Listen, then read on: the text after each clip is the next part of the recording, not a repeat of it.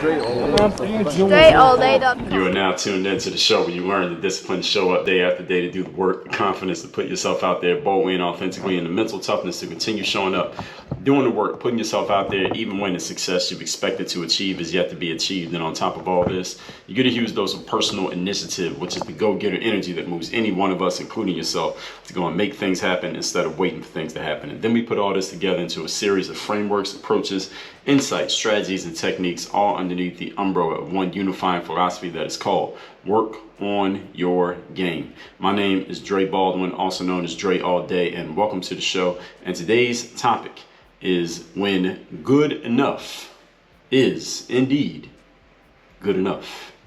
Yes, there is a time when being good enough is just good enough. You don't have to go any further. You don't have to do any more. You don't have to do any extra. And I'm going to explain exactly when that time is here today. Now, before I get into that, first of all, let me tell everybody I have a daily motivation text that I send out every single day, free of charge to everyone who's in my text community. If you want to receive that text, all you have to do is hit me at the following number, 305-384-6894.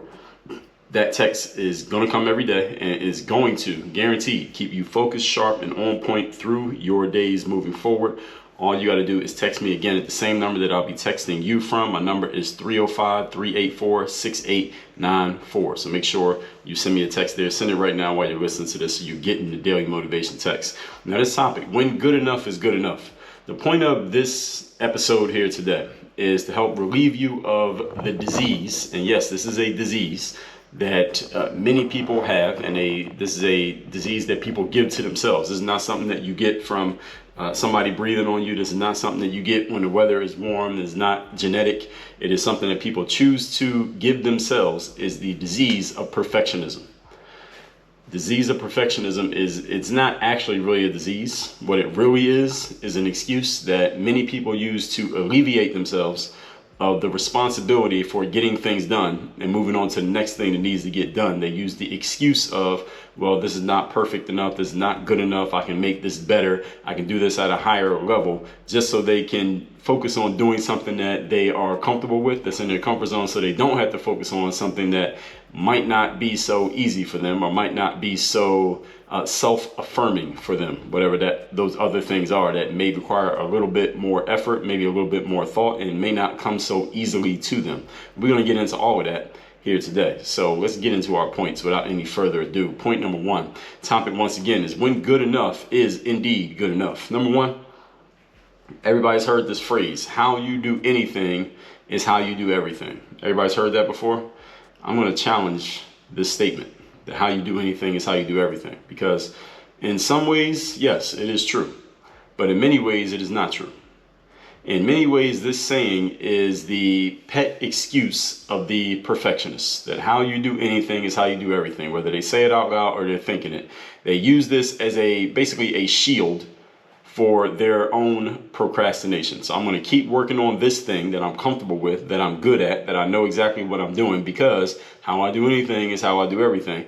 All the while, something that is much more important, and when I say important, the definition of that word important means it leads towards the achievement of one of your chief aims in life, one of your goals in life, and you have goals, right? So something that is more important than the thing that you're working on and insisting that you be quote unquote perfect at, this other thing is sitting waiting for your attention, but you're not giving any attention to it, probably because it's going to require a little bit more effort, a little bit more focus, a little bit more energy, and maybe you're not as good at this other thing as you are at the thing that you're trying to be perfect at. This is how people use perfectionism as a shield. They use it as a shield for their procrastination, to protect themselves. Now, how you do anything is how you do everything can be reflective of a person's approach, but context matters a lot for making such judgments. For example, I am not responsible for most of the cleaning that takes place in my home. Most of the cleaning that takes place is not done by me. But if I did do the cleaning, I guarantee you, it would not be done nearly as thoroughly as the job that I do in, let's say, breaking down the concepts on this show. I am much more thorough in breaking down the concepts that I talk about here on this mic than I ever would be at mopping the floor or cleaning the bathroom or washing the dishes. I wouldn't be nearly as thorough at doing those things as I am at doing this thing right here. So in this case, how you do anything is how you do everything is absolutely not true. There are a few things in your life, for everyone listening to this, there are a few things that you are really, really great at. So there is not a way for you to be at that level of proficiency at everything that you do. All right. I can't be at the level of detail, the level of proficiency, and the level of being prolific that I go into in doing this show right here, or my writing, or making videos, or the things that I really, really focus on, or getting these books into the hands of you readers who are watching this right now or listening to this right now. I can't do everything in my life as thoroughly as I do those things. I would not have enough time. There's not enough time in the day for me to be that thorough at everything. Not enough time in the day for me to give that much. I don't have enough brain power or willpower to give that much focus, attention, and mental energy to everything. So when people say how you do anything is how you do everything, it is in some ways semantics, but at the same time, we got to dig into the semantics of things, because again, if people don't dig into those semantics, they start taking these things literally, and again, they're using them as excuses. And I want to remove all excuses from everyone who listens to this show. I don't want you to have any excuses for not doing what you want to do, or being who you want to be, or having what you want to have. And often the excuses are not because you're trying to give yourself excuses, because you've been socialized to believe these things that are not actually true. And once I break them down and eliminate them, now we remove the bullshit, and now you can focus on the real shit, the stuff that'll actually help you get to where you want to go. So it's not your fault that you have these beliefs. It's been drilled into your head all these years. Now I'm going to remove them that quickly.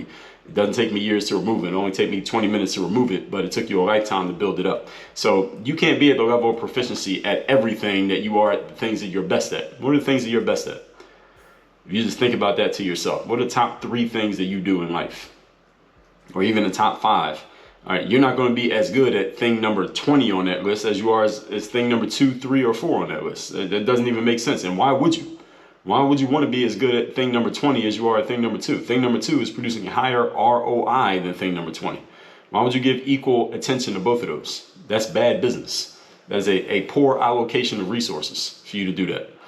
I told you about your 5 forms of investment: time, money, attention, energy, focus, in episode 609. You can't give equal time, money, attention, energy, focus to everything. What sense would that make?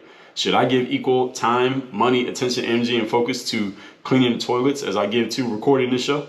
No, because it doesn't produce the same return on investment. I am not as good at the other thing. Now, could I become good if I focus so much on it? Maybe, but I don't want to. And that matters. That matters a whole lot. You need to think about these things. Do not allow your life to be controlled by a dogma that someone has drilled into your head. You have decided to subscribe to, but you never actually thought about it. You never consciously thought about, does this idea that I keep repeating to myself actually make sense? If it doesn't make sense, throw it away. And it's okay to throw things away if they don't make sense. It's kind of like old food that's sitting in your refrigerator for a week. It's okay to throw it away. There is more food out there to eat. You eat that old, moldy, stale food is not going to feed the hungry kids in Africa. So you got to be smart enough and conscious enough and accountable enough to yourself to be able to throw things away that don't actually work, and question things that don't actually make sense, or question whether everything that you do believe does make sense up to this point. There are a few things you can be proficient at. You're not going to be proficient at everything. So this statement, how you do anything is how you do everything, it does make sense directionally, but it does not make sense literally. Point number 2. Today's topic, once again, is when good enough is actually good enough. Let's talk about the 80-20 rule. This is a topic that comes up often here on the show. 80-20 rule is Pareto's principle. It states that 80% of our results come from 20% of our efforts. 80% of our income comes from 20% of the customers. 80% of your happiness comes from 20% of your life. And vice versa. 80% of your actions are producing only 20% of your results. In other words, most of what we do in life, most of our inputs are not really producing anything, but we spend a whole lot, the majority, 80% of our resources on things that are actually doing very little for us. And the most efficient people, the most productive people, the people who are producing results for themselves the most consistently are the people who are best at identifying these 80 and 20 things and focusing on the things that produce the highest ROI and doing less of the things that do not. So somebody, even you, doing a job 80% as well as you could, that is often good enough to keep the ship afloat and the process moving forward. Let me say that one more time. If you are able to do something or get somebody to replace you at something and they can do it 80% as well as you could do it, usually, there are a few exceptions, but usually someone doing something 80% as well as you would do it is often good enough to keep things going and keep the process moving forward. That final 20%, that's the perfection part. You're at 80% efficiency. Now you're like, well, I got to get that last 20%. I got to get that last 20% to make it perfect. That last 20% to get to perfection takes up 80% of your time. That's why the 80-20 rule exists. Because you can get to 80% of what you need with only 20% of your time. That final 20% takes 80% of your time. Is it worth it for you? There may be some areas where it's worth it, but those areas you should be able to count on one hand, and you don't even need all your fingers. Everybody got that? For example, I was watching this Facebook docu-series. It was Tom versus Time. It was about Tom Brady, the football player who, as of the last I heard, he had retired, but he seems to be kind of holding the line that he might come back. So who knows by the time you hear this. But anyway, in this docu-series, we know Tom Brady's a quarterback, played quarterback for the New England Patriots and Tampa Bay Bucks. And last we heard, he retired. It was one off season. His team had just won the Super Bowl. And he had flew across the country to California, where he's from, and hired a quarterback coach who was helping Tom with his throwing technique. This is after he had already won like 5 or 6 or 7 Super Bowls. He's hiring a coach and flying across the country to work with the best quarterback out there, maybe one of the greatest players of all time, on his throwing technique. Probably the one thing that Tom Brady, out of all quarterbacks in the NFL, doesn't need any help with. He hired a coach to help him with that. He was trying to get that last 0.001% perfection and improvement in that one area where he probably doesn't even need a coach compared to most other quarterbacks out there. That is the last 20% of achievement that takes up 80% of the time. Now, for Tom Brady, that equation makes sense. Why? Because Tom Brady, for as far as we know, the majority of his ROI, his returns on investment, meaning his money, his attention, the things that he gets, the happiness, the accolades, all of that stuff comes from what? His ability to throw that damn football. So if he wants to put 80% of his time into getting that last 20% of perfection, that makes sense for him. That's a good business deal for Tom Brady. Is it a good business deal for me? No, because I don't make any money from throwing the football. Is it a good business deal for you? Unless you're a quarterback, probably not. So you need to think about what are the top 3 areas, no more than 3, where it makes sense to put 80% of your resources into getting the last 20% of perfection out of it. And if you can't, anything that doesn't fit in that top 3, you should not be putting 80% of your resources into trying to get that last 20% of perfection or goodness or betterness out of it. If you're not making any money from it, you probably shouldn't be, and you don't plan to, or you're not in line to, then you shouldn't be putting 80% of your resources into getting the last 20% out of it. If you are, then you are really unconsciously, baby, using that as an excuse to keep yourself away from the things that you really need to be focused on. It's usually not worth it. This is an important understanding, especially for those of you who are in a position to delegate. What is delegation? Is when you hand a job off to someone other than yourself, usually someone who's probably not going to be as good as you. Maybe they will be. Maybe they'll be better than you, but often they won't be. And here's the reason why this is important. Because when you delegate something to another person and you understand this 80-20 rule, that them doing it 80% as well as you is good enough, then you don't need to be so anxious and looking over their shoulders to make sure that they're doing things at the level that you would do them at. They don't need to be at your level. They just need to do 80% of what you were capable of doing. That's good enough to keep things moving. This doesn't mean that you're going to be lazy. It doesn't mean that they should be lazy, but it also means you're not going to kill yourself over trivialities, which is what a lot of people do, again, as an unconscious excuse to not focus on the more important things. Your job is to pick your battles, and you can't battle over everything. Your areas for perfection can't be, quote unquote, everything. You cannot be perfect at everything, folks. I have yet to meet the person who has achieved that. I've yet to meet the person who's perfect at anything. And if anyone even came close, it was usually at one specific thing, like Tom Brady trying to throw that football. Guarantee you he's not close to that level of proficiency at anything else that he does in life other than throwing that football, because he put everything into just that one thing. Again, which makes sense for him as a good business move. You can think about that. Think about yourself the exact same way. You can't have a list of things that you're going to be that good at. It is impossible to be great at more than one thing at the same time. It sounds good to say. Yes, it does sound good to say. And a lot of people like to say it. It's bullshit. But that's why I did this episode, so you understand that the bullshit that you've been fed and now you have conditioned yourself to repeat, but it doesn't even make sense. And you can't even execute on it. It is not doable.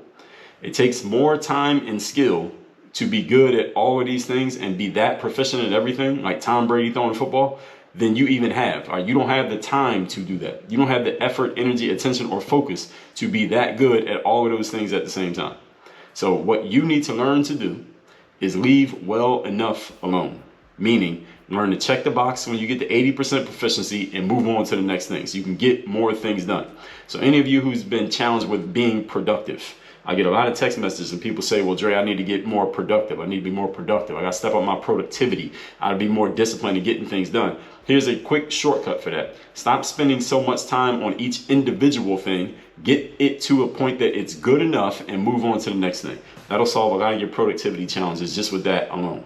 Point number 3.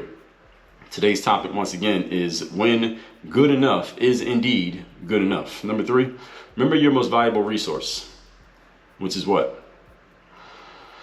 If you listen to me or this show, you should know the answer to this question. What is your most valuable resource? If you don't know the answer to this question, this should explain a lot about your productivity challenges. Your most valuable resource is time. Do not chase perfection in trivial things at the expense of the most important things. Let me repeat that. Do not chase perfection in trivial things at the expense of the most valuable things. We call this hustling backwards. And I talked about this in my book, Work on Your Game. When you're focused so much on working so hard at things that aren't even taking you anywhere, just so you can feel like you did something and something that doesn't even matter.